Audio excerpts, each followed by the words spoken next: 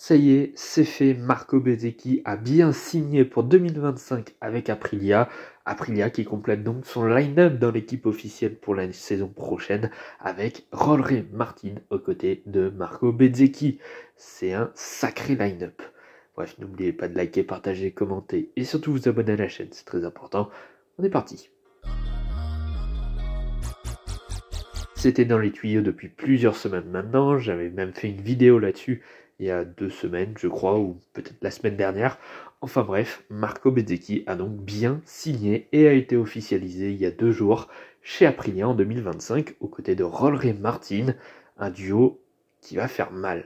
C'est assez dingue, les progrès qu'ont fait Aprilia depuis 2021, avec le premier podium obtenu par Aleix Espargaro en Grande-Bretagne il y a 3 ans maintenant, la première victoire qui est arrivée il y a 2 ans en Argentine avec Aleix Espargaro, et là, la saison prochaine, après avoir continué à gagner des courses année après année, et bien l'année prochaine, ils vont avoir un duo hyper solide, encore plus que celui d'Espargaro et Viñales, avec deux jeunes pilotes, tout simplement le leader du championnat actuel, Jorge Martin, et puis Marco Bezzecchi, qui est l'un des futurs grands talents du MotoGP, je pense, même si cette année, il vit une saison assez compliquée, il a du mal à s'adapter à la Desmosedici GP23, mais bon, sinon, ça reste quand même un très très bon pilote. Il a fait 2 premières années vraiment très très bonnes. En 2025, Aprilia fera confiance à la jeunesse, ce qui n'a pas forcément été le cas ces dernières années. Depuis le retour d'Aprilia en MotoGP en 2015, ils ont eu plus de pilotes expérimentés comme Aleix Espargaro, Maverick Viñales. Dans les premières saisons, on avait eu Alvaro Bautista, Stefan Bradl, des pilotes qui avaient déjà un petit peu d'expérience. Là, on va faire complètement confiance à la jeunesse. Et ça va un petit peu dans le sens du projet, du développement du projet d'Aprilia.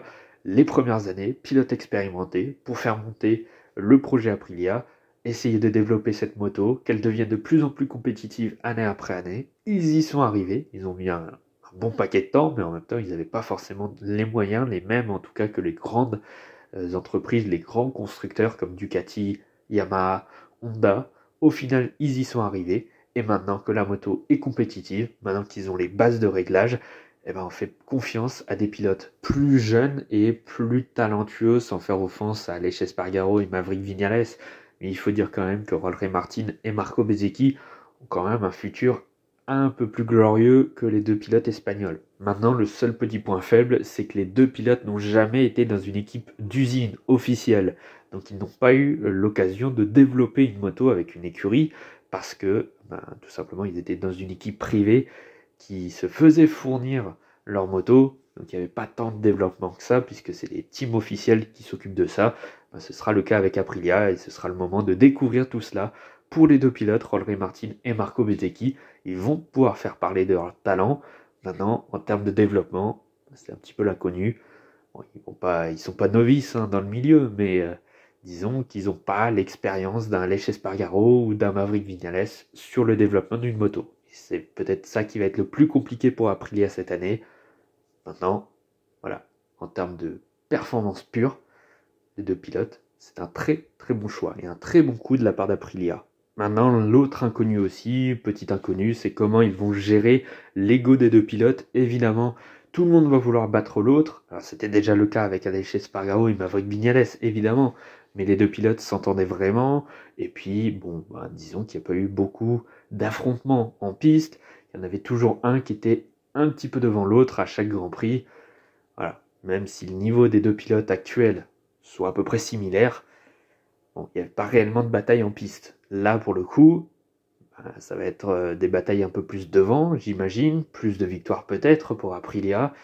Et on connaît le tempérament notamment de Jorge Martin, mais aussi de Marco Bezzecchi. Les deux pilotes vont vouloir devenir le pilote numéro 1 d'Aprilia. Bon, il faudra gérer un petit peu tout ça, surtout dans le cas où les deux pilotes jouent de plus en plus souvent les victoires, si jamais ils jouent des victoires la saison prochaine, ce qui est fort probable honnêtement. Il faudra gérer un petit peu les potentielles tensions qu'il pourrait y avoir et les crises d'ego, j'ai envie de dire. Mais bon, je pense qu'on peut faire confiance à Aprilia là-dessus. Voilà. L'équipe ne va pas s'enflammer d'un coup dès qu'il va y avoir la moindre bataille en piste entre les deux pilotes. Enfin, ce sera quelque chose à gérer un petit peu plus qu'avec les deux pilotes actuels. Mais bon, normalement, tout devrait bien se passer. J'espère. Et par contre, imaginez le duel la saison prochaine, ça va être le feu entre Ducati et Aprilia. Les deux équipes officielles ont un line-up de fou furieux. Ducati avec 2 champions du monde, Francesco Bagnaia aux côtés de Marc Marquez, et d'un autre, on a les jeunes talents, Jorge Martin et Marco Bezzecchi. Franchement, ça va être le feu la saison prochaine entre Ducati et Aprilia. Et franchement, je pense que Aprilia va être capable déjà non seulement de jouer des victoires beaucoup plus souvent qu'actuellement et que depuis quelques années maintenant, mais en plus, peut-être que pour la première fois, Aprilia va pouvoir jouer le titre mondial. Alors en 2022, ça jouait plus ou moins le titre avec Aleix Espargaro. Ils étaient un petit peu en retrait quand même. Là, pour le coup, surtout avec Jorge Martin, je pense, franchement, l'occasion de remporter un titre. Alors, on n'est pas en 2025 encore, ça se trouve la moto ne sera pas compétitive, même si j'y crois assez peu. En tout cas, avec des pilotes comme ça, il y a franchement moyen de faire quelque chose face à Ducati. Surtout que là, Ducati commence à perdre beaucoup de pions en ce moment. Ils ont perdu Marco Bezzecchi, ils ont perdu Jorge Martin, ils ont aussi perdu Enea Bastianini qui est parti chez KTM. Ils vont peut-être perdre même une écurie avec Pramac qui pourrait partir chez Yamaha. Ça commence à faire beaucoup et Aprilia pourrait en profiter, surtout qu'ils volent 2 pions de Ducati pour les mettre dans leur propre équipe. Donc franchement, ils prennent les atouts de Ducati pour les mettre dans leur propre équipe. Donc ouais, franchement, Aprilia peut avoir les forces pour battre Ducati la saison prochaine. Ouais, faudra faire gaffe. La saison prochaine, ça va être chaud. Et il va y avoir beaucoup de batailles entre Aprilia et Ducati, je pense. On va enfin avoir un duel entre constructeurs, je pense. Ouais, la saison prochaine, attention, mais ce sera peut-être la fin de la domination de Ducati. Alors je ne dis pas que Ducati ne gagnera pas, parce qu'ils ont quand même 2 très bons pilotes entre Bagnaia et Marquez, mais je pense qu'ils gagneront beaucoup moins souvent. Alors là, je parle que de Ducati et de Aprilia, mais attention, parce que derrière, il y a KTM aussi qui a un line-up de fou.